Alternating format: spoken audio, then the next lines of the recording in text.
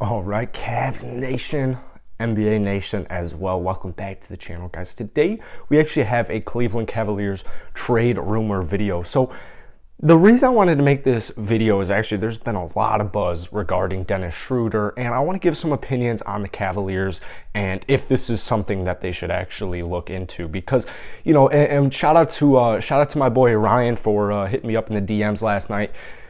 The Cavs got a great win last night, but there are still times where this offense is very stagnant, particularly in last night's game. It was definitely the third quarter. I mean, I believe they only scored like 20 points in the third quarter, had a great first half, and then come out, score 20 in the third, and it was like, things are stagnant. Things are stagnant. And with Ricky Rubio being out, he's a huge facilitator. I mean, that guy can literally not only score on his own, but he can create for others. And that's the hope with Rajon Rondo as well. But there might be some interest in looking at a guy like Dennis Schroder, but we're going to break down today. Before we get into it, if you guys enjoy it, hit that like button, hit that subscribe button. Cavs Nation, appreciate you guys so much. You got my video to well over 100 likes yesterday. If we could get this video to 50 likes, that would be awesome. I just want to give some opinions on this because this is a tweet or a report from, I believe, Jared Fisher. I'll read it out. There's a strong possibility Dennis Schroder is traded ahead of the deadline. Boston is expected to avoid the tax and therefore likely won't be able to afford the point guard next season, which was also why the Celtics moved Daniel Tice to the Bulls last season. New York, Cleveland, and Dallas have been mentioned as potential destinations for Schroder. And then so I was reading just some articles today, and I saw that apparently the Boston Celtics and Phoenix Suns, apparently they had a phone call regarding maybe a Jalen Smith type swap for Dennis Schroder. Now, I gotta say this, I'm a fan of the idea of trading for a guy like Dennis Schroder. I'm a big fan of it. I think getting a just go at it guy on offense would be huge. My issue with Schroder is more on the defensive end, but it's not even really the defensive end. It's more of who are the Cavs gonna give up? Because I really like the Cavs roster right now, and I don't want them to go out and make short-term mistakes, or I don't want them to go make mistakes for short-term gains. I'm thinking with this Cavs team, I'm thinking long-term, I'm thinking potential-wise. The good news is, and we talk about this on the channel all the time, is that the Cavs are going to be in every basketball game they play because of their defense. I mean, it's a top 5 defense. It's been a top 5 defense the entire season for a reason. I believe they're still ranked number 3, but sometimes you go up to 2, sometimes you go to 4 or 5, whatever. The Cavs are going to be in all these games. And, I think what's really tough about this is there's only about like 25 more days until the deadline.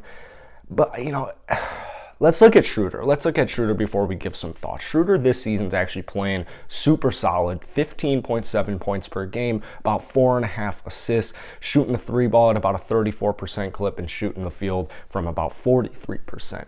So Schroder's going to come out and he's going to provide you immediate offense. I'm thinking guys the Cavs would look into trading for Schroder it would have to be like Lamar Stevens, Dean Wade, Okoro, Jetty Osman, and I got to tell you, none of those guys for Dennis Schroder are really all that I'm interested in.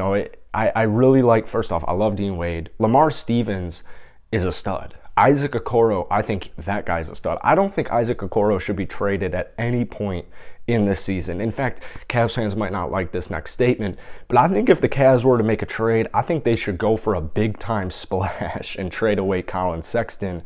But like I said, I'm a big Colin Sexton fan. I'm a big Colin Sexton supporter, and I think he fits well with the way Darius Garland is playing right now. I think Colin Sexton on this basketball team, a healthy Colin Sexton, even a healthy, he had a healthy Sexton and a healthy Rubio to this roster.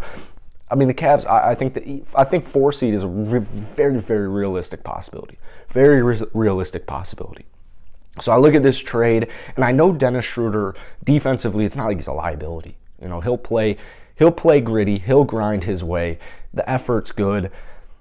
I can't think of any guys that I'd be willing to really give up for him. I hate saying Dean Wade, but that might be the guy. That might be the guy, but I really like Dean Wade's potential. There will be games where Dean Wade will go off for like 15 points, 10 rebounds, and when he gets a spot start, and it's like, yeah, I see the potential there. Keep in mind, though, guys, I'm not a Cavaliers fan, right? I live here in Chicago, and I'm a Bulls fan, so really, I need to hear from you guys. I don't know every single thing about this Cavs team. This was really the first year that I've been watching them this in depth. So I need to hear from you guys.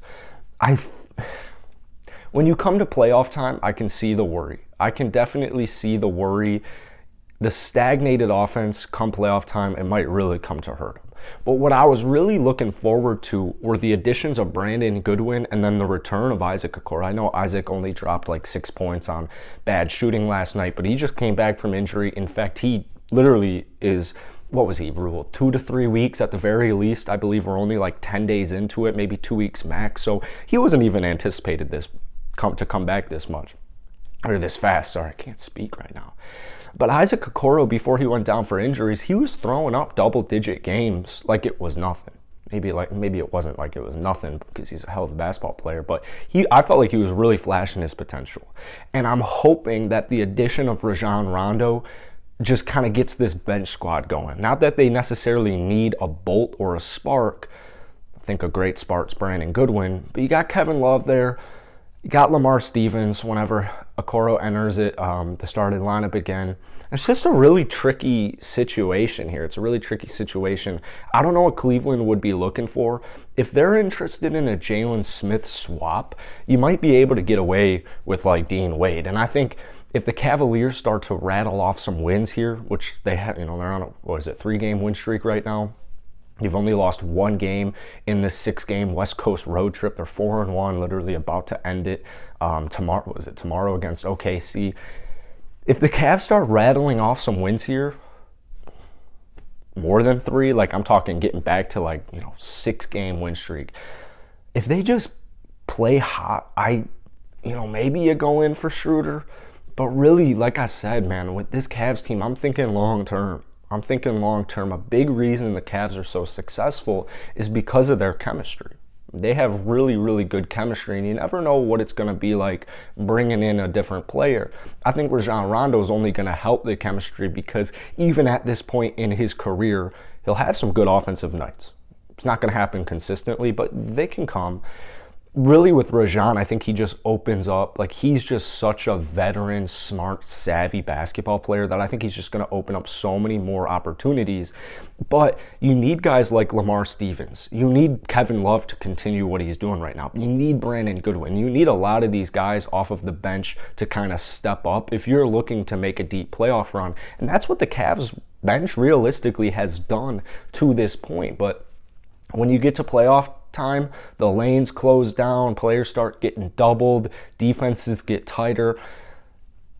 It's just different basketball. It's a different kind of basketball. So really, Cavs Nation, I want to hear from you guys. Do you want to trade for Dennis Schroder? If you did want to trade for Dennis Schroder, who would you want to give up? I'll give my opinion on this, my final opinion on this. I don't think the Cavaliers should trade for Dennis Schroder just because of the asking price.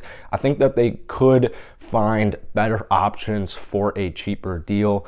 But man, if this Cavs team really, really got hot in the next month, only losing like a couple of games, maybe you go for a big-time splash. And I don't know if I wouldn't count Dennis Schroder as a big-time splash, but he's definitely a splash. Definitely a splash. So that's it for today, guys. Drop some comments down below. I love making these trade videos as we get closer to the deadline. And I'll see you guys later.